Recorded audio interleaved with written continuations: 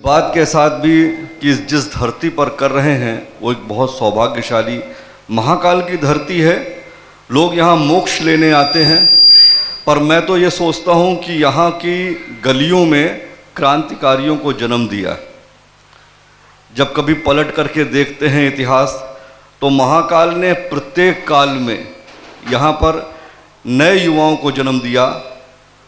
महामना की ये धरती जिस तरह के युवा चाहती थी उस तरह के युवा यहाँ से निकलते रहे, इसीलिए शायद उन्होंने इस धरती को चुना भी। चाहे वो बिस्मिल रहे हों, चाहे वो आज़ाद रहे हों, पैदा कहीं भी हुए हों, पर गलियाँ उनको यहीं की मिली।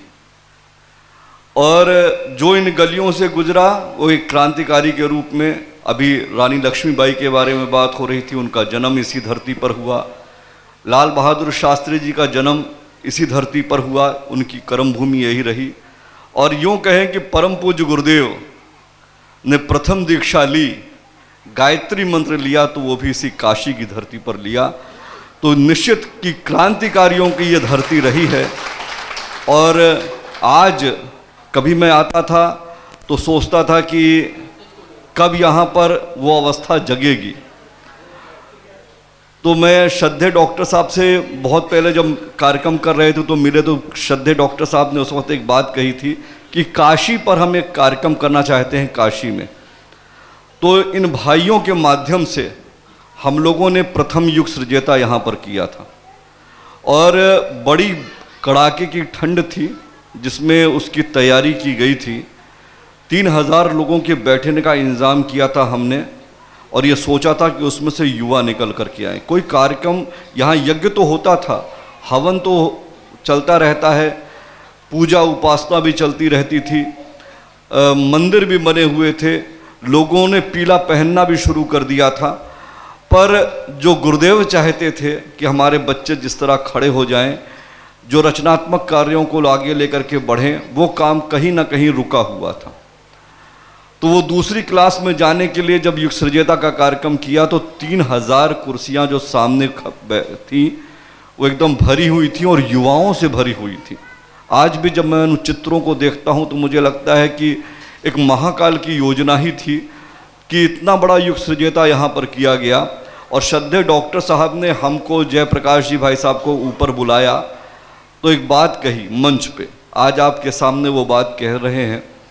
उन्होंने कहा कि इस भीड़ को देख के तुम्हें क्या लगता है? तो हम लोग शांत थे, हम लोगों ने कुछ नहीं बोला। उन्होंने कहा बिना यज्ञ, बिना कथा, बिना किसी प्रवचन के युवाओं की इतनी बड़ी भीड़ अगर कहीं पर मौजूद है तो युग परिवर्तन नज़र आता है कि नहीं आता है? तो हम लोगों ने कहा कि निश्चित डॉक्टर साहब, युग परिवर्तन निश्चित है। और आपको सच बताएं, वो बीज बोया था। कई बार मन में आता था कि लोगों के अंदर वो क्रांति की आग कब जलेगी, कब वो अपने बच्चों को निकालेंगे। पर श्रावस्ती के कार्यक्रम में भी जो यहाँ से समयदान और अंशदान था वो भी देखा। और अभी जो मैंने युवाओं को खड़े होते हुए देखा, जो अनिलेश भाई भैया ने यहाँ से लोगों को खड़ा किया, तो ये लगा कि अब पौध बनने लग गई है और कल ये वृक्ष बनेंगे। निश्चित जो गुरुदेव का, जो महामना जी का सपना था, जो उन क्रांतिकारियों का सपना था, जिसके लिए उन्होंने देश को आज़ाद किया था, वो भी सपना पूरा होगा। इस विश्वास के साथ, इस धरती को नमन करते हुए कि वो क्रांति हमारे अंदर जगे, हम कुछ नया कर सकें। आज ये जो कार्यक्रम है, हम आपको आमंत्रण देने आए हैं। जी ने हमको भेजा है। आज जैसे यहाँ कार्यक्रम हो रहा है, कई जिलों में कार्यक्रम हो रहा है, और इन दिनों हम लोग आमंत्रण दे रहे हैं घूम घूम के। हमारा काम कोई और नहीं है, हम दूत की तरीके से आते हैं और आमंत्रण देने आते हैं। और आपके जब युग सृजेता था तब भी हमने आमंत्रण देने हम गए थे। तो सबसे पहली बात है कि आमंत्रण देने आए हैं, आप उसको स्वीकार करें, अपने बच्चों को लेकर के आएँ।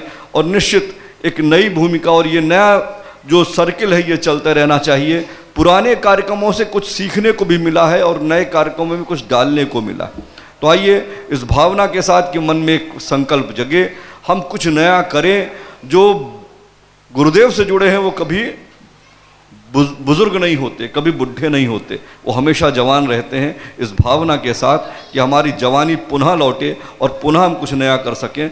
और जो भी हैं वो सब जवान रहें। इसी भावना के साथ गायत्री मंत्र साथ साथ। ओम भूर्भुवः स्वः तत्सवितुर्वरेण्यं भर्गो देवस्य धीमहि धियो यो नः प्रचोदयात्।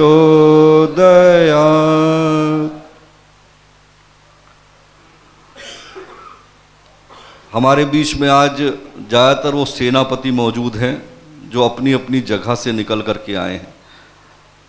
मैं उन सबको नमन करता हूँ। मातृशक्ति उपस्थित है, बच्चियाँ उपस्थित हैं, जिन्हें आने वाले दिनों में नए भार को संभालना है। इसीलिए आपको यहाँ बुलाया भी गया कि हम लोग जो कहने आए हैं उसको आप जगह जगह पर जाएं। जी ने कहा था कि नया स्वरूप लोगों को दिखलाना है, नया संगठन, एक नया दीपक की बात जलाने की कही गई है। वो नया दीपक क्या होगा? आपको सबसे पहले बता दें कि माता जी की जन्म शताब्दी मनाने जा रहे हैं 2026 में हम लोग, और उसके तहत ये कन्या कौशल शिविर और युग सृजता के कार्यक्रम चल रहे हैं। युवाओं को जोड़ना, युवाओं का मार्गदर्शन करना। मैं उस समस्याओं को लेकर के बात अब नहीं करूंगा। हमारे आदित्य जी ने बहुत सारी बातें कह दी, और निश्चित समस्याएं सबको नज़र आती हैं। परिवार में टूटन नज़र आ रही है, बड़े बड़े ऐसे केस नज़र आते हैं अपराध के जो नहीं होने चाहिए। भावनात्मक रूप से हम कहीं कमज़ोर हुए हैं, पर गायत्री परिवार के पास इस बातों को रोने का समय नहीं है।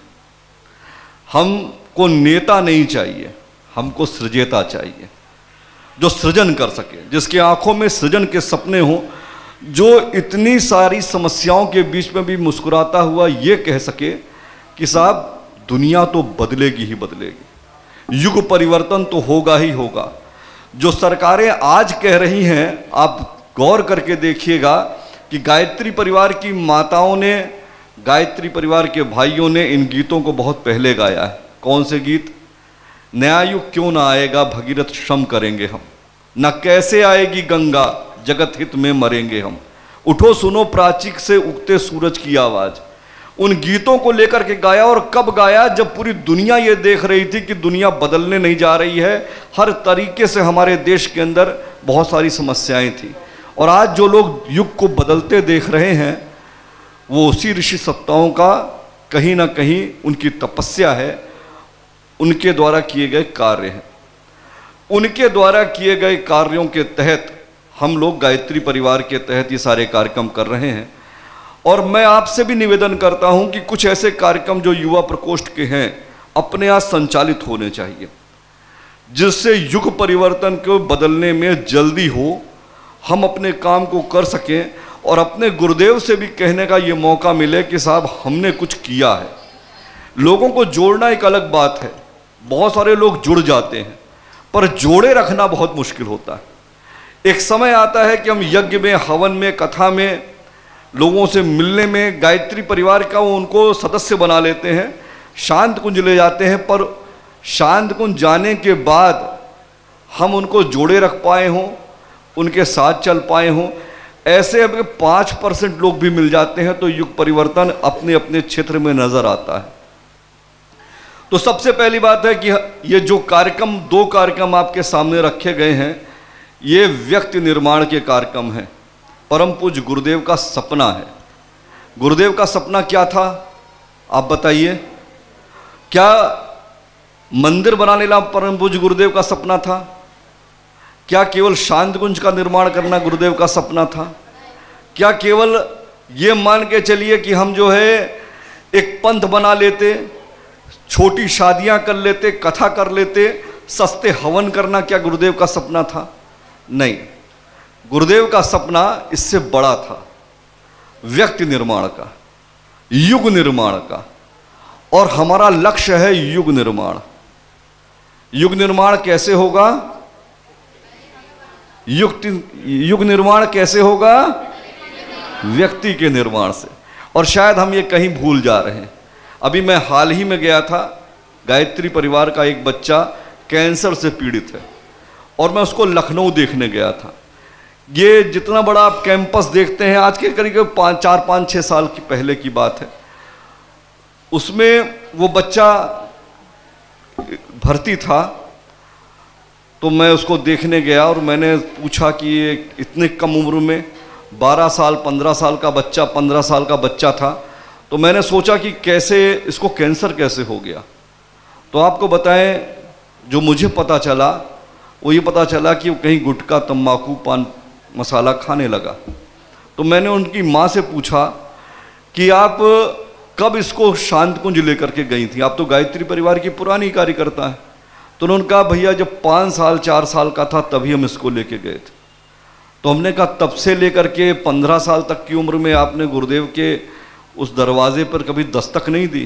कहे नहीं, अभी पढ़ रहा था लिख रहा था, पर ये कब गुटखा खाने लग गया कब तंबाकू खाने लग गया पहले पता नहीं चला, और फिर ये मानता भी नहीं था। तो मुझे लगा ये धीमी आत्महत्या नहीं है, ये उन बुद्धिमानों लोगों की दिक्कत है जो अपने बच्चों को कहीं गढ़ नहीं पाए। परम पूज्य गुरुदेव ने कहा कि हमें बच्चों का निर्माण करने के लिए पहले घर को प्रयोगशाला बनाना पड़ेगा। हम जैसे हैं वैसे ही बच्चे हमारे बनेंगे। और गुरुदेव ने कहा है, हमारा जैसे उद्देश्य अभी यहाँ बताया जा रहा था, धरा पर स्वर्ग का अवतरण। तो आप सोच रहे होंगे स्वर्ग कैसा होगा, क्या कोई सिंहासन मिल जाएगा?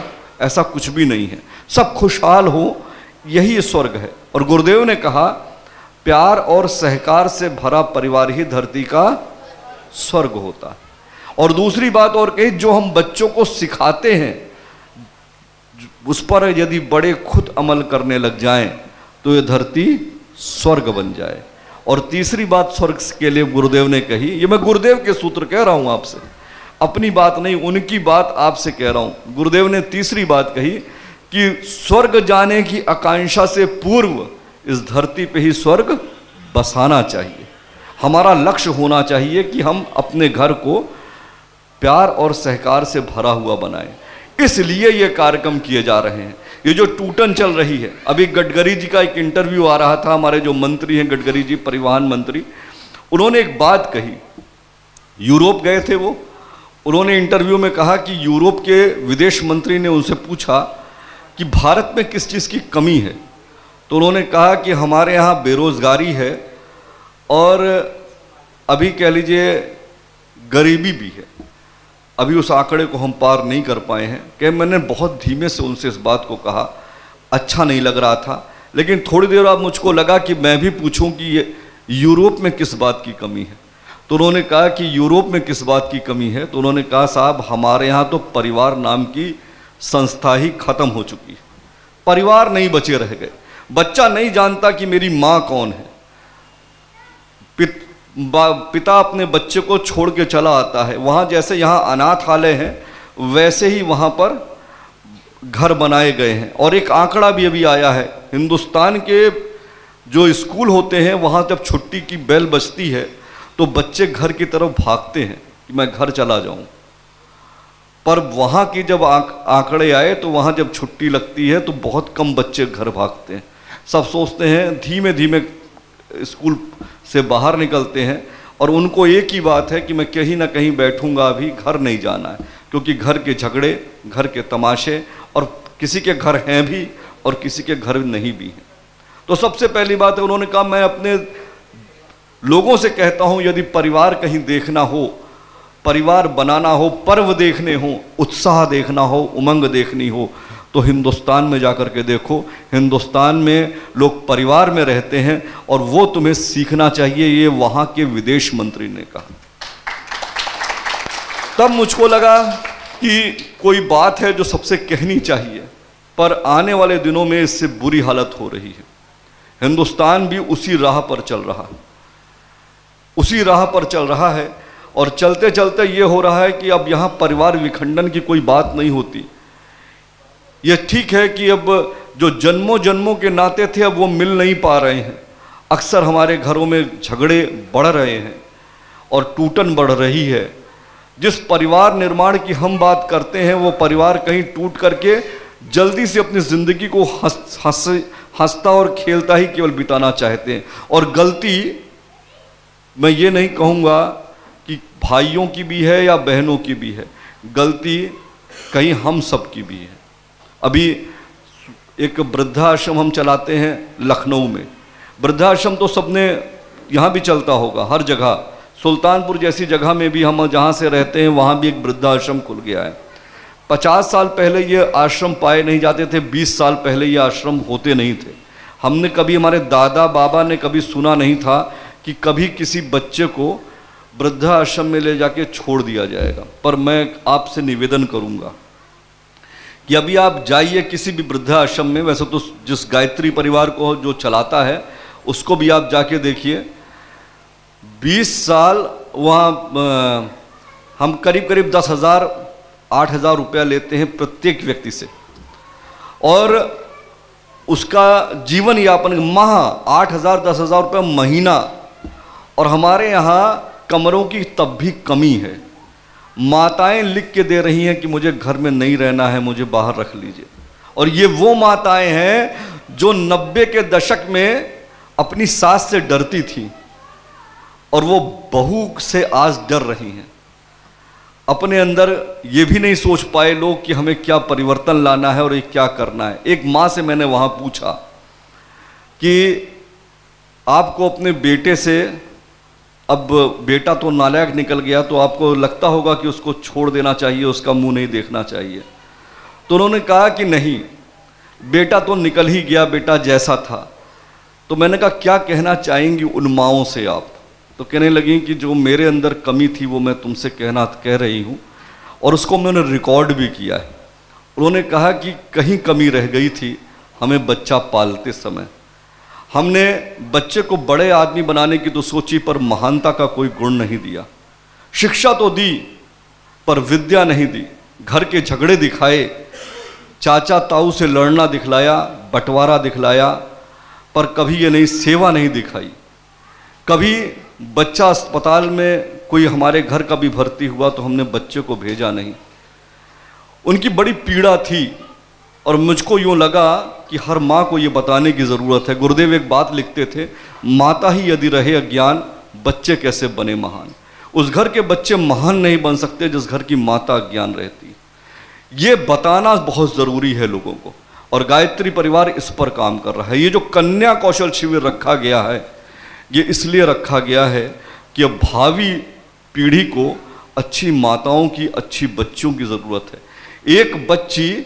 एक बच्चा केवल एक पीढ़ी को बदलता है, आपके कुल को रोशन कर सकता है, पर एक बच्ची 2 कुलों को रोशन करती है। अगर वो IAS अधिकारी बन जाए, DM बन जाए, SP बन जाए, नेता बन जाए, और कहिए अभिनेता बन जाए, हीरोइन बन जाए, कुछ बन जाए, तो क्या होगा? जिस जिले से आती है उसका भी नाम होता है, और जहाँ पर शादी करके जाती है उसका भी नाम होता है। सीता का जो उदाहरण है, सीता केवल अयोध्या का नाम नहीं रोशन किया, उसने उस जनकपुरी का भी नाम रोशन किया। अगर संस्कारी निकल गई तो फिर कुल के कुल पूजा करते हैं। हम अभी भी देवियों के उपासक रहे हैं। और ये जो कन्या कौशल शिविर है, ये परम पूज्य गुरुदेव का वो सपना है कि कन्याओं को देव कन्या बनाने का सपना है, कि उस देव कन्या, हम कन्याओं की पूजा करते हैं, उपासना करते हैं नवरात्र में, पर वो संस्कार कहीं ना कहीं नहीं मिल पा रहे। मैं आज भी देखता हूँ, आपके यहाँ तो बड़ी बड़ी यूनिवर्सिटियाँ हैं, मैं सुल्तानपुर जैसी जगह पे बता रहा हूँ, बच्चियाँ नशे की गर्क में जा रही हैं, सिगरेट पी रही हैं, शराब पी रही हैं, और केवल पुरुषों से मुकाबला करने में वो अपने जीवन को बर्बाद कर रही हैं। कई बार मुझे अफसोस होता है इस बात का कि पुरुष एक छोटी सी चीज था। दुर्गा शक्ति, जब सारे पुरुष, सारे देवता हार गए तब दुर्गा शक्ति बनी थी। हमारे यहाँ देवियों का नाम सबसे पहले लिया जाता था, आप किसी को भी लेके देख लीजिए। हमारे यहाँ पूरे इतिहास को रचने के लिए जिस रानी लक्ष्मीबाई की बात करते हैं, ऐसी कोई क्रांतिकारी नहीं थी जिसकी 20 मिनट तक आंख लटकी रही हो। कोई ऐसा क्रांतिकारी नहीं था। फांसी के फंदे पे चढ़ने वाला क्रांतिकारी जरूर रहा होगा, पर ऐसा क्रांतिकारी कोई नहीं था जिसकी आंख लटकी रही हो और उस आंख के ऊपर बिना पट्टी बांधे वो 20 मिनट तक लड़ती रही। आप सोचिए कि कितना दर्द रहा होगा इस देश की आज़ादी में भी कन्याओं का, महिलाओं का कैसा हाथ था। अपने कुल को भी रोशन किया और इस बनारस को भी रोशन किया।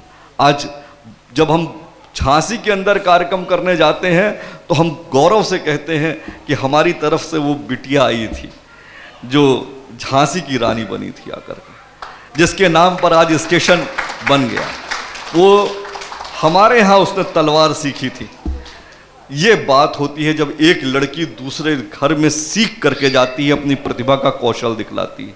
तो निवेदन इस बात का है कि बच्चे भटके ना, इसलिए ये कन्या कौशल कर रहे हैं। आज मैं किसी से भी पूछूं, आप जाइए और लोगों से पूछिए। लोग मुझसे पूछते हैं कैसे आमंत्रित करें कन्याओं को। आप जाइए, पूछिए। मैं कई स्कूलों में जाता हूं, मैं लोगों से पूछता हूं, अच्छा बताइए, मैं आपसे पूछ रहा हूं, बताइए विज्ञान अभी ज्यादा है कि पहले के समय में ज्यादा था? पहले समय विज्ञान ज्यादा था कि अब विज्ञान बढ़ गया है? अब बढ़ गया है ना। सुविधाएं अब ज्यादा हैं कि पहले ज्यादा थी? अब ज्यादा है ना। हमारे पास पहले मोबाइल नहीं होते थे, अब मोबाइल हाथ में आ गए, सबके पास सुविधाएं। चांद पे हम अब पहुंच गए कि नहीं पहुंच गए? पहले तो नहीं पहुंचे थे ना। पर घर में झगड़े अब ज्यादा हैं कि पहले ज्यादा थे? अब ज्यादा है। अब हमारे बच्चे कम सुनते हैं, बच्चियां कम सुनती हैं कि पहले ज्यादा सुनती थी? पहले ज्यादा सुनती थी ना। अब माताओं और का कहना भी बच्चियां मानने से मना कर देती।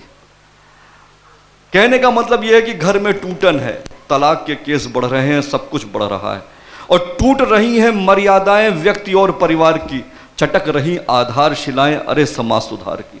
जब समाज सुधार की वो चिटक रही हो और सुधरने के नाम ना ले रही हो, तो गायत्री परिवार के उन सूत्रों पे जाना है। आज गायत्री परिवार क्या कर रहा है? माँ की पाठशाला चला रहा है। गर्भवती महिलाओं के लिए हम निःशुल्क माँ की पाठशाला चलाते हैं और हम इसको अनवरत रूप से 5 साल से चला रहे हैं। हमने ये रिपोर्ट लेकर के गए हम राजभवन में, तो गवर्नर ने, जो वहाँ की गवर्नर है, उन्होंने कानपुर यूनिवर्सिटी और अवध यूनिवर्सिटी में कोर्स जारी कर दिया गर्भ संस्कार के ऊपर। उन्होंने कहा अरे ये तो विज्ञान बता रहे हैं। हम क्या कर रहे हैं उसी के साथ? अब जो है माँ की संस्कारशाला चला रहे हैं, केवल बच्चियों और माताओं को गढ़ने के लिए। आप एक नंबर लीजिए हमसे, हम आपको एक नंबर देंगे। बच्चियों को 365 कहानियां हम माताओं को भेजेंगे। आप बच्चों को कार्टून दिखाना बंद कीजिए। अपने बच्चों को इस तरीके से माँ ही सोच सकती है। हम सब पंचतंत्र की कहानियां सुनते थे और आज कहाँ से कहाँ पर है, दिमाग तो कहीं काम कर रहा है। मैं छोटे छोटे बच्चों को देखता हूँ मोबाइल में एकदम बिजी रहते हैं, रात में कहीं ना कहीं लगाए रहते हैं। अगर कहीं माँ को दूध पिलाना है और बच्चा रो रहा है तो जानते हैं बड़े गौरव के साथ माँ आती है, मोबाइल ऑन करके दे देती है, देखिए अब रोएगा नहीं ये बच्चा, गाना गा सुन रहा है ये। अरे आप नहीं जान रही हैं कि उसके मस्तिष्क पे क्या असर पड़ रहा है। कुछ प्राकृतिक चीज़ थी हमारे दिमाग में, हम क्या खिलाएं कैसे खिलाएं अब नहीं जानते। 2 मिनट की उसको भूख लगती है तो मैगी बन के चली आती है कि लो इसको तुम खा लो, आज इसी से काम चला लो। कभी हमारी माताएं ये काम नहीं करती थी और गुरुदेव ने ऐसे बहुत सारे सूत्र दिए हैं।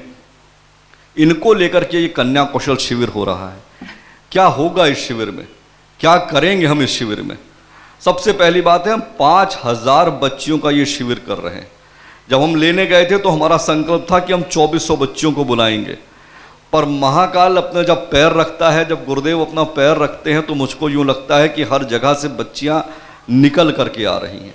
एक डर था जब शांतकुंज पहली बार गए, चिन्मय भैया से बात की कि बच्चियाँ लोग भेजेंगे 5 दिन के लिए हमारे पास, बच्चियाँ कैसे सुरक्षित रहेंगी? तो 3 दिन का कार्यक्रम करना चाहते थे। भैया ने कहा नहीं 5 दिन का करो। तो हमने कहा भैया हम 2400 बच्चों का कार्यक्रम करना चाहते हैं। तो उन्होंने कहा अरे 5000 बच्चियाँ सोचो, 6000 बच्चियाँ सोचो। हमने कहा भैया आप कह तो रहे हैं पर इतना आसान नहीं है घर से कह ठीक है निमंत्रण दो जा करके। आपको सच बताएं, जिस भी जिले में गए हैं, जहाँ भी हम लोगों ने कार्यक्रम किया, जिस विद्यालय में गए, जैसे गुरुदेव ने दरवाजे खोल के रख दिए। हम 132 स्कूलों में सुल्तानपुर में कार्यक्रम हम लोग करा चुके और कई बार तो हम प्रिंसिपल से निवेदन करते हैं, अपनी बात समझाते हैं कि हम एक ऐसा शिविर करने जा रहे हैं, तो वो जानते हैं क्या कहते हैं, कब आपको, हम 40 मिनट चाहते हैं कि हमको 40 मिनट मिल जाए, तो आप वो कहते हैं हमसे कब लेंगे, अभी लेना चाहें तो अभी कार्यक्रम कर लीजिए, हम बच्चियों को बुला देते हैं।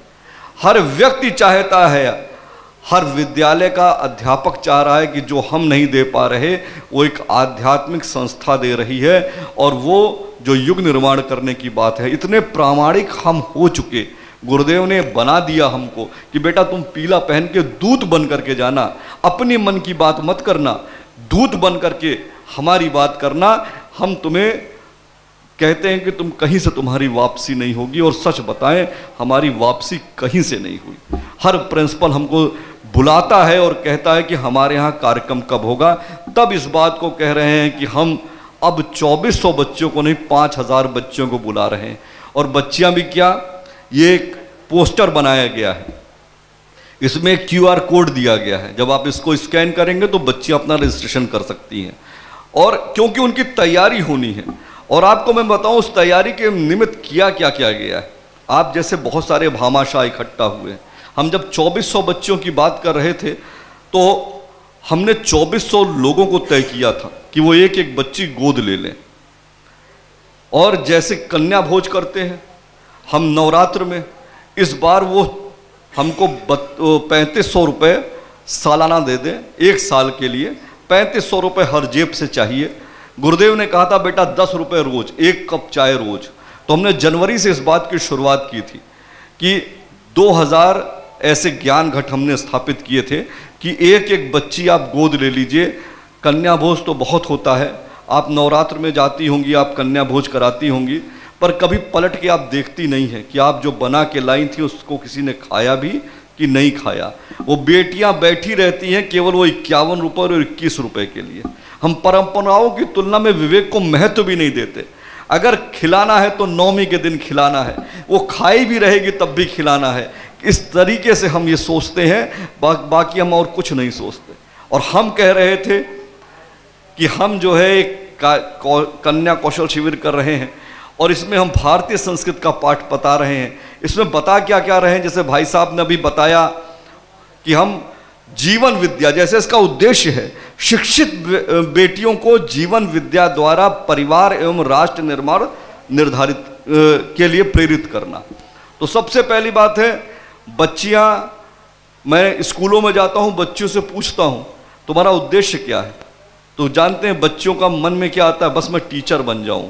बहुत सारी बच्चियों में, कुछ बच्चियां हैं जिनके मन में यह बात आती है कि मैं कुछ अच्छी अधिकारी बन जाऊं, बाकी टीचर बन जाऊं। और अधिकतर बच्चों के मन में होता है मेरी शादी हो जाए, बस इससे ज़्यादा मेरा कोई उद्देश्य नहीं। मैं सोचता हूं कि इनका उद्देश्य इतना छोटा रह गया, इनको कुछ और आगे सोचना था। तो बच्चों को हम लोग जो है परिवार निर्माण और राष्ट्र निर्माण की पाठशालाओं में रखेंगे। वहां पर क्या होगा ये जानना बहुत जरूरी है। हर गायत्री परिवार के उस व्यक्ति को जानना बहुत जरूरी है कि उस कार्यक्रम में होगा क्या क्या। हम उस कार्यक्रम में सुबह सुबह योग का कार्यक्रम चलाएंगे। 5 दिन के अंदर उनके, जैसा हमारा सुबह का कार्यक्रम चलता है, उनको शरीर भी गर्म होगा, और 5 दिन योग का आधे घंटे का कार्यक्रम। फिर महिला सुरक्षा के लिए भी हमने वहाँ पर अपने देव संस्कृत विद्यालय की एक बच्ची को बुलाया हुआ है। वो आप 5 दिन में बच्चियों को लाठी चलाना तो नहीं सिखला देगी, पर इतना ज़रूर है कि मन से मजबूत बनाने की एक बात है। तो एक महिला सुरक्षा का कार्यक्रम होगा। उसके बाद 108 कुंडीय यज्ञ भी रखा है। कितने कुंडीय? 108 कुंडीय यज्ञ रखा, पर कार्यकर्ताओं के लिए नहीं है, परिजनों के लिए नहीं है, बाहर किसी व्यक्ति के आने के लिए नहीं है। वो जो हमारी देव कन्याएं बनने आई हैं वो वहाँ पर पारी पारी से यज्ञ करेंगे, और 1.5 घंटे पौने 2 घंटे के अंदर हम उस यज्ञ को ख़त्म करेंगे। वो एक तरीके की क्लास होगी। जो संस्कृत पढ़ती हैं बच्चियाँ वो अपने घरों में छोटा छोटा यज्ञ करने लग जाएं, इसका एक हम वहाँ निर्धारण कर रहे हैं। ऐसी छोटी सी पुस्तक भी उनको हम देंगे दैनिक यज्ञ की, कि आप अपने घर में भी और केवल यज्ञ नहीं कर रहे हैं, यज्ञ का विज्ञान भी बता रहे हैं। आपको वहाँ पे भगवान की फोटो हो सकता है कम लगी मिले, पर यज्ञ से क्या लाभ मिलता है ये आपको वहाँ पता चलेगा। अभी कोरोना हुआ था, घर घर में यज्ञ हुआ कि नहीं हुआ? सब घरों में यज्ञ हुआ कि नहीं हुआ? सब ने कुछ ना कुछ जला करके उसमें आहुति डाली है। और जिसने, जो डॉक्टरों ने भी कहा, प्लेग फैला था जब गुजरात में, तब भी यज्ञ किया गया था। बड़ी बड़ी महामारियां जब भी फैलती हैं, यज्ञ का एक विज्ञान है कि आप उससे अपनी पॉजिटिव एनर्जी कैसे ले सकते हैं और ऑक्सीजन को कैसे बढ़ा सकते हैं। मात्र लकड़ी जलाने का एक खिलौना नहीं है, खेल नहीं है, और मात्र ईश्वर को प्रसन्न करने की बात नहीं है। तो इसलिए एक वहाँ पर कार्यक्रम ये भी होगा कि यज्ञ का विज्ञान बताएंगे। दूसरा क्या होगा, दिन भर व्यक्तित्व परिष्कार की क्लासें चलेंगी। बच्चियाँ कई बार रात में कुछ पढ़ती हैं, सुबह भूल जाती हैं। होता है कि नहीं होता है? रात में पढ़ते हैं, पढ़ते पढ़ते रटते रटते सुबह उठते हैं, भूल जाते हैं कि नहीं भूल जाते हैं? बुद्धि बढ़ाने की वैज्ञानिक विधि, परम पूज्य गुरुदेव की एक पुस्तक भी है, हम उसको क्लास के रूप में ले लिया है। आप अपनी बुद्धि को कैसे तीव्र करें, कैसी याददाश्त अपनी बढ़ाएं, साथ ही साथ जो है सफलता के क्या सूत्र होने चाहिए, ये सारी चीज़ें हमारी दिन भर की। गर्भ संस्कार, इसमें जिन बच्चियों को बुला रहे हैं 13 साल से 30 साल तक की बच्चियों को वहाँ बुला रहे हैं। कितने साल से? 13 साल से 30 साल तक। ये सब आपको याद रहना चाहिए, इसलिए आपसे कह रहे हैं। केवल हम प्रवचन करने नहीं आए, हम तो आपको बताने आए कि अब दूत बन के आपको जाना है और जाकर के आपको इनवाइट करना है। माता जी की इस जन्म शताब्दी में कितने बच्चियों को और कितने युवाओं को आप आगे कर सकते हैं, इसकी बात आपको करनी, इसलिए आपसे कहते हैं। तो सबसे पहली बात, 13 साल से 30 साल तक की बच्चियां उसमें इनवाइट की जा रही हैं। तो हम गर्भ संस्कार के भी क्लास चलाएंगे। कैसे एक बच्ची जो है, एक माँ जब बनती है तो कैसे अपने अंदर एक संस्कारी बच्चे को जन्म दे सकती है, इसको विज्ञान मानता है, इसको डॉक्टर मानते हैं, और इसको लेकर के हम बहुत बड़ा काम कर रहे हैं। तो ये भी हम वहाँ पर एक कार्यक्रम चलाएंगे। फिर क्या करेंगे, शाम का कार्यक्रम बड़ा उत्साह भरा है और उमंग भरा है। रोज शाम को वहाँ पर सांस्कृतिक कार्यक्रम होगा। उस सांस्कृतिक कार्यक्रम में हम क्या करने जा रहे हैं, बच्चियों द्वारा ये कार्यक्रम है, तो निश्चित है कि शाम का जो कार्यक्रम होगा उसमें हमने पुरस्कार रखा है बच्चियों के लिए। सांस्कृतिक कार्यक्रम, दिन में एक प्रतियोगिता कर रहे हैं।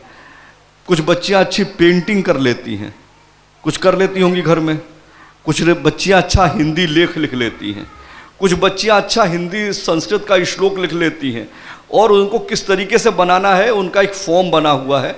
जब आप इसको क्लिक करेंगे तो आपको वो फॉर्म खुल के आएगा। प्रतिभा परिष्कार की क्लास कह लीजिए, आपके अंदर जो प्रतिभाएं हैं, और उस पर सब पर इनाम रखा है हमने। हम प्रथम को 3000-4000 रुपये का इनाम दे रहे हैं, साथ साथ मोमेंटो दे रहे हैं। ऐसे ही हम जो है 2000 का, 1000 के कई ऐसे पुरस्कार छोटे। और जो हम शाम को सांस्कृतिक कार्यक्रम कर रहे हैं उसमें जो है हम उनको गीत दे रहे हैं सामूहिक रूप से गाने के लिए। 10 बच्चियां मिल करके हमारे प्रज्ञा गीत को गाएं, और हम उनको प्रज्ञा गीत ऑनलाइन देंगे कि ये गाना आप तैयार करके आइए। बच्चियां रात में आएंगी और मंच पर एक साथ गीत गाएंगी। बहुत अच्छी बच्चियां गाना गा लेती होंगी, शादी ब्याह में तो खूब बच्चियां गा लेती, लेकिन यहाँ प्रज्ञा गीत गाना है, और उस प्रज्ञा गीत को गा करके, प्रज्ञा गीत गाना है। नाटक, जो बच्चियां अच्छे नाटक में भाग लेती हैं वो अपना वहाँ पर प्रदर्शन कर सकती हैं। जो अच्छा नृत्य करती हैं उनके लिए सामूहिक नृत्य। और आपको बताएं, इनाम भी हमने बड़े अच्छे अच्छे बच्चों को प्रोत्साहित करने के लिए रखे हैं। आप जाएं और लोगों को बताएं, स्कूलों में जो टीचर हैं वो खासकर इस बात को समझें कि वो स्कूलों में जाकर के पूरे ग्रुप को ला सकते हैं। 21,000 रुपये का प्रथम इनाम बच्चों के लिए हमने रखा है उसमें, कि वो यहाँ से जीते और ले करके जाएं। ऐसे ही 5,000, 6,000, 15,000, 10,000 की आपको इसके साथ एक पूरा चार्ट मिल जाएगा।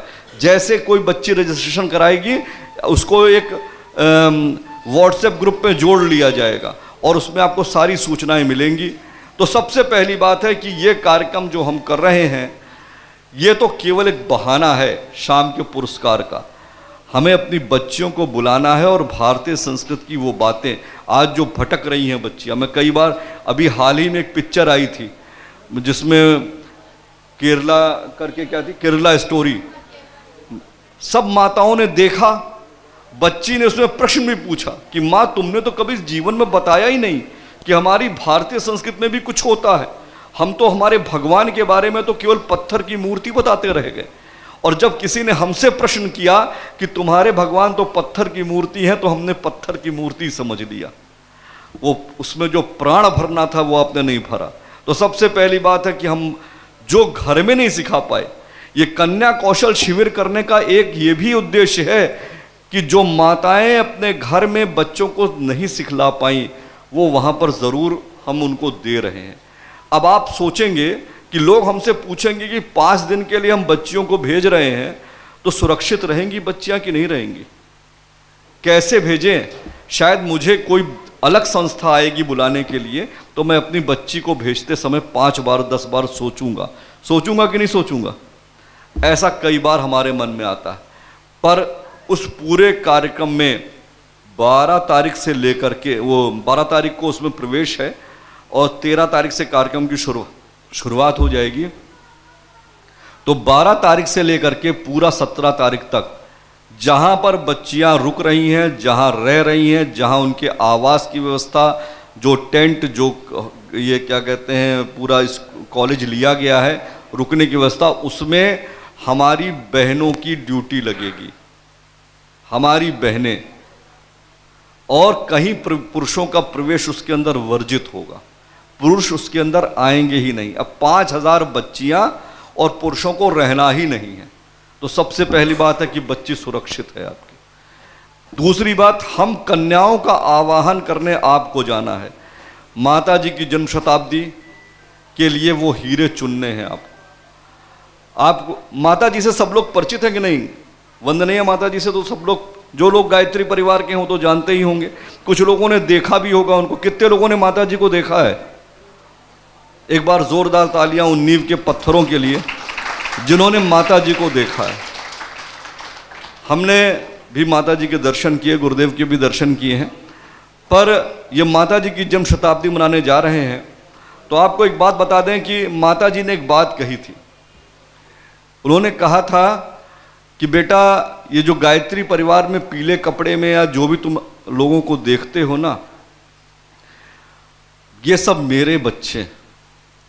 मुझे अलग अलग गर्भ गोद लेने पड़े हैं इन बच्चों को पैदा करने के लिए। एक माँ इतने बच्चों को पैदा नहीं कर सकती थी। हम किसी भी जाति के क्यों ना हो, कोई ब्राह्मण हो सकता है, कोई ठाकुर हो सकता है, कोई कायस्थ हो सकता है, लेकिन आपको बताएं कि इन संस्कारी आत्माओं को जोड़ने के लिए माता जी ने जितना पूरा कार्यक्रम, जो आप युग युग निर्माण देखते हैं, और मैंने ये प्रत्यक्ष रूप में, मैंने जब दीक्षा ली थी श्रद्धांजलि समारोह में, मैं उस घटना को बार बार कई बार सोचता हूँ कहने के लिए।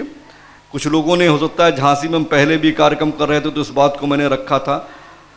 गुरुदेव का महाप्रयाण जब मैंने अपनी आंखों से देखा तो मुझे लगा कि क्या ये मिशन समाप्त हो जाएगा इसके बाद, क्योंकि हर गुरु के बाद उसका मिशन धीमे धीमे समाप्त हो गया है। तो मैं भी सोचता था, 10वीं में पढ़ने वाला ये बच्चा अपनी नज़रों से जब देखता था तो सोचता था क्या ये मिशन समाप्त हो जाएगा। पर मैंने श्रद्धांजलि समारोह देखा, बहुत लोगों ने देखा होगा श्रद्धांजलि समारोह।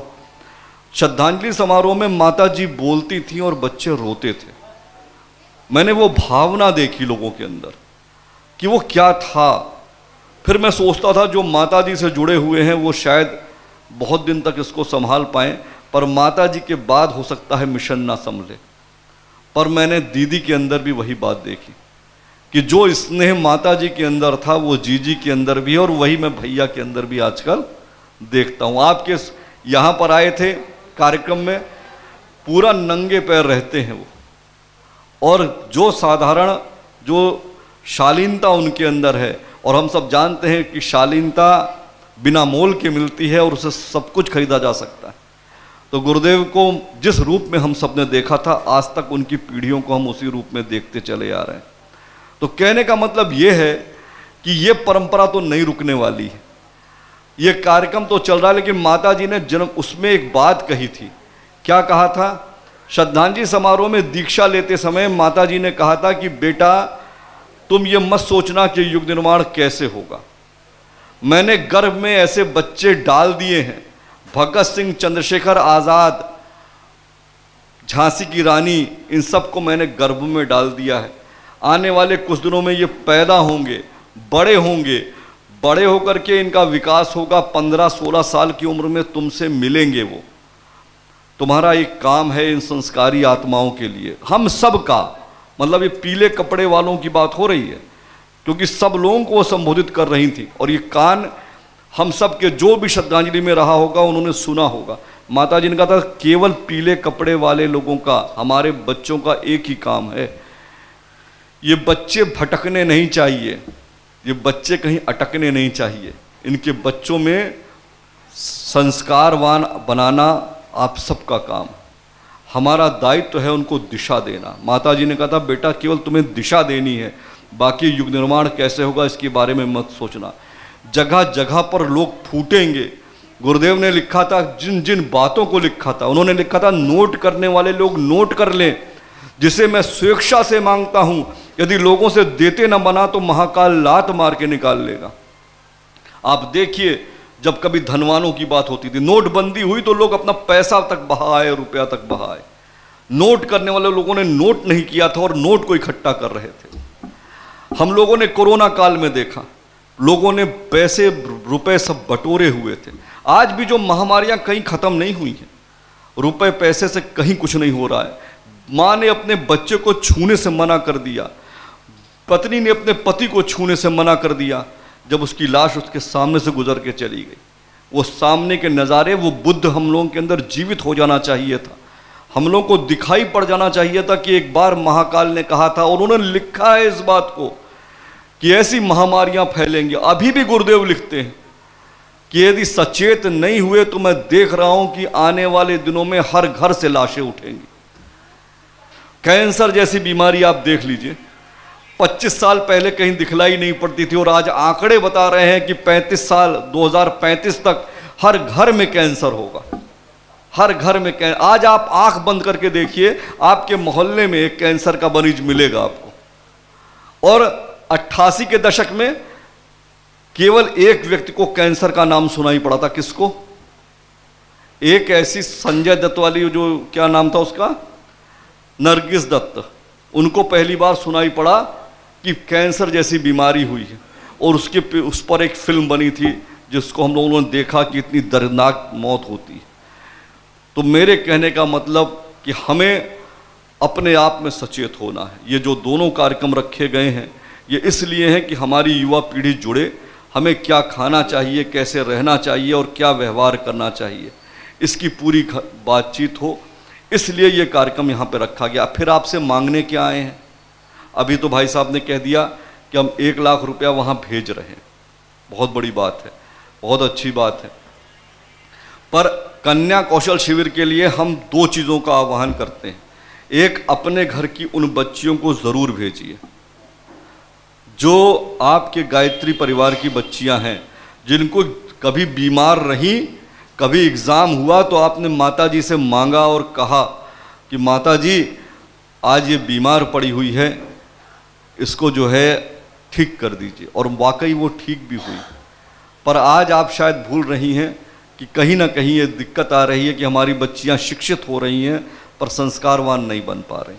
तो मैं निवेदन करूंगा प्रत्येक व्यक्ति से, माता जी की ये पुकार है कि इस बार ये निवेदन करने आए हैं कि अपने घर की बच्चियों को, अपने आस पड़ोस की बच्चियों को तो ज़रूर भेजिए। कोई बुआ, कोई फूफा की बच्ची यदि आपको ऐसी प्रतिभावान लगती हो तो उसको ज़रूर भेजिए, एक काम। दूसरा, हमें ऐसी बहनों की ज़रूरत है जो अभी तक महिला मंडल चलाती हैं, काम करती हैं पीला कपड़ा पहन करके, कलश धारण करती हैं सर पर, यज्ञ और हवन कराती हैं, पर यह काम कुछ और बड़ा है, ये व्यक्ति निर्माण का काम है। गुरुदेव एक बात कहते थे, इमारतें बनाना आसान है, किले, ताजमहल आसानी से बन जाते हैं, पर शिवाजी का निर्माण, भगत सिंह का निर्माण, झांसी की रानी का निर्माण करना बहुत मुश्किल है, और ये काम मुश्किल काम गायत्री परिवार करेगा। मैं आपसे निवेदन करूंगा कि आप अपने घर से समय दान कीजिए, समय दान कीजिए। हमें ऐसी बच्चियों की सुरक्षा के लिए, ऐसे बच्चियों की भोजनालय के लिए, अब की बार पीले कपड़े वाले भाई नज़र नहीं आएंगे आपको, तो आपको निकल करके आना है, आपको हमको लिस्ट सौंपनी होगी 10-15 दिन के अंदर उन बहनों की। और कौन सी लिस्ट उसमें होनी चाहिए? वो जो 60 साल से ऊपर ना हो, 55 साल से ऊपर ना हो माताएं। पता चले जाड़ा बहुत है, हम पैरासीटामॉल खिलाते खिलाते उनको किसी तरीके से बैठाए हुए हैं। आप जो जीवंत और अगर काम करने में सक्षम हैं तो किसी का मन ना मारिए। और आपको इस कार्यक्रम का लक्ष्य हमने ये बनाया है, जब ये बच्चियां वहाँ से निकल करके तैयार होंगी, 2400 बच्चों का जब संकल्प लिया था तब सोचा था 240 बच्चियों को हम शांत कुंज में सरल श्रद्धा प्रखर प्रज्ञा के सामने रह जाके खड़ा करेंगे और माता जी से कहेंगे, माता जी आपके हीरे निकाल के ले आए हैं, अब इनको अपने इस वातावरण में रखिए और अपने जैसा बनाइए। लेकिन अब 5000 बच्चियों की बात है तो 500 बच्चियों को हम अपने खर्चे पर, जो आप कन्या कौशल शिविर के लिए कन्या भोज के रूप में दे रहे हैं, उन 5000 बच्चियों को हम 500 बच्चियों को निकाल के ले जाएंगे और उस वातावरण में जहाँ पर एक ऐसा आश्रम, जब सरल श्रद्धा प्रखर प्रज्ञा के सामने जब एक संस्कारी आत्मा खड़ी होती है तो मैं बहुत लोगों को जानता हूँ। मैं अपनी युवा पीढ़ी से, मैं आदित्य जी से भी एक दिन सवाल कर बैठा था, भाई साहब क्या मांगा आपने? तो आपको बताएं, आदित्य जी भी उतर करके आए तो हमने सबसे कहे कि भाई साहब गए तो थे पैसा मांगने, सोचने गए थे कि नौकरी और इसके बारे में, पर मुंह से निकला यही कि परम पूज्य गुरुदेव से कि गुरुदेव अपने काम में हमको लगा लीजिए। जब सर्व श्रद्धा प्रखर प्रज्ञा के सामने एक विवेकानंद जैसी आत्मा खड़ी होती है तो वो सामने जो काली है वहाँ पर वो एक ही बात कहती है, उसके सामने रोजी रोटी तो मांगने जाते हैं, पर ये निश्चित है कि वहाँ के पीले कपड़े वाले लोग एक बात ये कह के ज़रूर आते हैं कि हमें उन रचनात्मक गतिविधियों में अपने साथ लगा लीजिए। तो निवेदन इस बात का है कि हम उन बच्चियों को उस वातावरण में ले जाएंगे। आप सबसे केवल इतना मांग रहे हैं, क्या मांग रहे हैं? कन्याओं को लेकर के आइए, महिलाओं की लिस्ट दीजिए हमको, और ये मौका, ये ऐतिहासिक मौका है, हर घर से कुछ आना चाहिए। मैं एक बात के साथ, एक छोटी सी बात के साथ अपनी बात खत्म करूंगा कि आप क्या दे सकते हैं। परम पूज्य गुरुदेव ने कहा, बेटा हम तुम्हें क्या देंगे, मिशन में आओगे, जो पीले कपड़े वाले लोग हैं, मैं सबसे कह रहा हूं, जिन माताओं ने बहुत काम किया है मिशन का, उन्हें क्या मिला है कभी पीछे पलट के देखिए। शायद LIC की किस्त भरने के लिए पैसा ना हो, पर मन की किस्त पूरी भरी गई है। भरी गई है कि नहीं भरी गई है? मानसिक रोग के डॉक्टर के यहाँ आप नहीं जाएंगे, क्योंकि आप जो है अपना इलाज अपने आप कर रहे हैं। गुरुदेव ने कहा था, बेटा जो हम तुम्हें खुशी देंगे वो कोई नहीं दे पाएगा। एक बात। दूसरी चीज कहती है, बेटा हम तुम्हें श्रेय देंगे और सम्मान देंगे। क्या देंगे? श्रेय देंगे और सम्मान देंगे। एक एक बाबूजी बताते हैं जो ईमानदारी से अपनी जगह काम कर रहे होंगे, उनको अपने अपने मोहल्ले में, अपनी अपनी जगह पर लोग अच्छी तरीके से। मैं पिछली बार BHU में आया था कार्यक्रम में, तो वहाँ के जो अध्यापक थे, जो फिजिक्स के जो है डिपार्टमेंट के थे, उन्होंने एक बात कही थी। मैं बनारस में हूँ इसलिए उस बात को कह रहा हूँ, मैं कई जगह जाता हूँ तो ये कहता हूँ कि BHU में जब वो गए थे तो उन्होंने एक बात कही थी। जब हम सब बैठे थे, काफ़ी लोग वहाँ पर आए हुए थे, नए युवाओं से बातचीत होनी थी, हम 15-20 लोग गायत्री परिवार के बैठे हुए थे। उन्होंने कहा, मैं गायत्री परिवार के देवता तुल्य लोगों को प्रणाम करना चाहता हूँ। और मैं सब लोगों ने तालियां बजाई। तो उन्होंने कहा, ताली बजाने के लिए नहीं कह रहा हूँ, मैंने गायत्री परिवार को देखा है। मेरे यहाँ एक चपरासी भिलाई में थे, उन्होंने कहा मेरे यहाँ चपरासी हुआ करता था और वो रोज अखंड ज्योति ला करके हमको निःशुल्क देता था, और वो भी बदलता रहता था जगह से जगह से। एक बार वो हमको अखंड ज्योति दे गया, हम पढ़ते कभी नहीं थे अखंड ज्योति। उसने कहा, शिक्षकों के लिए कुछ निकला है, इस नंबर पेज पे निकला है, सर पढ़ लीजिएगा। और उस चपरासी से कोई काम नहीं कराता था, कोई पानी तक नहीं मांगता था, क्योंकि उसको लोग पंडित समझते थे। कहते थे, अरे ये पंडित जी हैं, बहुत अच्छा आदमी। ड्यूटी पे रहते थे वो। कहे, भाई साहब उसने अखंड ज्योति हमको दी, और अखंड ज्योति देने के बाद हमसे कहा ये पढ़ लेना। 5 दिन बाद वो अखंड ज्योति लेने आया। कहा, सर आपने वो किताब पढ़ी कि नहीं पढ़ी? वो पेज पढ़ा। तो हमने कहा, झूठ नहीं बोला गया? तो उन्होंने कहा, हमसे झूठ नहीं बोला गया। तो हमने कह दिया कि हम किताब को नहीं पढ़ पाए। तो उसने कहा, सर रख लीजिए, 5 दिन बाद फिर ले लेंगे आकर के। कहे, 4 दिन तब भी बीत गए तो मैं अखंड ज्योति नहीं पढ़ पाया। फिर क्या हुआ कि मैंने सोचा कल लेने आएगा, कल फिर पूछ लेगा और मुझसे झूठ नहीं बोला जाएगा। मैंने उस किताब को पलटा, उस पन्ने को पलटा और अखंड ज्योति पढ़ी, और जिस दिन से वो अखंड ज्योति पढ़ी तब से लेके आज तक अखंड ज्योति पढ़ता हूं, मैंने कभी अखंड ज्योति नहीं छोड़ी। कहने मैंने ऐसे देवता तुल्य लोगों को देखा जो निःशुल्क रूप में इन किताबों को बांटते हैं, जा करके हमारी इस पाती को लेकर के बांटते हैं। गुरुदेव कहते थे बेटा वो धन्य लोग हैं, उनको श्रेय मिलेगा और सम्मान मिलेगा। और इस युग में नहीं, इस धरती पर नहीं। गुरुदेव ने एक बात और कही है, विश्वास हो तो बात करके देखिएगा। गुरुदेव ने कहा था बेटा तुझे इस धरती पे तो मिलेगा, मेरा काम ईमानदारी से और मेरी बात ईमानदारी से रखता चला आया, तो तुझे उस युग जब तू उस जगह पर आएगा तो हम और माता जी तुझे माला लेकर के मिलेंगे, वहां भी तुझे श्रेय और सम्मान मिलेगा। ये परम पूज्य गुरुदेव का आश्वासन है हम लोगों के प्रति। आज गायत्री परिवार के किसी भी कार्यकर्ता की जब चिता जलती है ना, तो लोग कहते हैं कि एक व्यक्ति चला गया, एक देवता चला गया, अच्छा व्यक्ति था, मोहल्ले को रोशन करता था।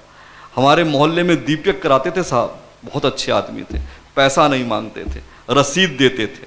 ये बहुत बड़ी बात है हमारे पीले कपड़े वालों के लिए, इतना बड़ा सम्मान और क्या देगा। तो मैं आपसे निवेदन करूंगा एक बात कि हर घर से क्या आना चाहिए। गुरुदेव कहते थे बेटा मैंने 10 रुपए की चाय मांगी, हम वहां भी एक बड़ा कार्यक्रम कर रहे हैं, एक कन्या कौशल शिविर कर रहे हैं। आपसे भी निवेदन इस बात का है, हर घर से कुछ ना कुछ आना चाहिए।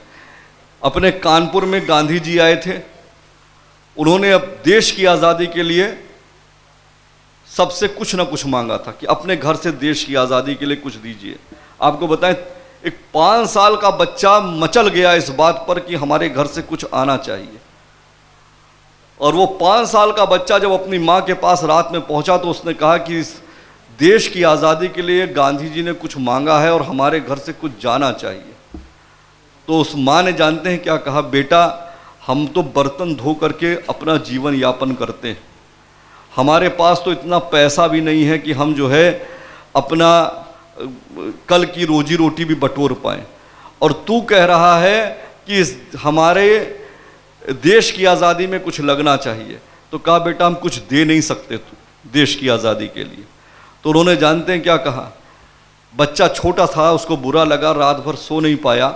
सुबह जब वो उठा तो उसने कद्दू रखा था, एक जगह उग रहा था कद्दू। उसने कहा माँ देश की आज़ादी के लिए कद्दू लेके चले जाएं। तो उसने माँ ने भी कहा ठीक है बेटा, कद्दू से क्या होगा, तेरी जग हंसाई होगी और कुछ होगा नहीं।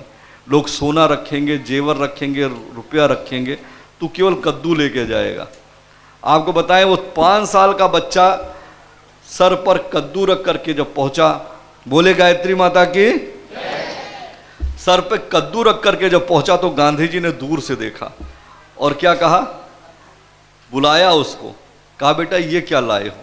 तो उसने कहा मेरे घर में देने के लिए कुछ नहीं है, मेरी माँ बर्तन धोती है दूसरे के घरों में, और केवल ये कद्दू था जिसको लेकर के आपके पास आए। तो गांधी जी ने उस कद्दू को सर पे उठाया और कहा अगर हर घर से कद्दू आ जाएगा ना तो ये देश आज़ाद हो जाएगा। आपसे भी निवेदन इस बात का है कि युग परिवर्तन हो जाएगा, पर आपका समय, आपका एक अंश परम पूज्य गुरुदेव के इन व्यक्ति निर्माण के कार्यों में लग जाएगा। तो निश्चित मान के चलिए कि रूपरेखा पूरी सज चुकी है, अब केवल खाका खींचना रह गया है। इस भावना के साथ माता जी की उस लाइन के साथ मैं अपनी बात को ख़त्म करता हूँ कि आज बेचैन हैं स्वर्ग में शक्तियाँ, हे मनुज तुम उठो दिव्य अनुदान लो। आप दिव्य अनुदान लीजिए। इस भावना के साथ आपने धैर्य से सुना, बहुत बहुत धन्यवाद, आभार।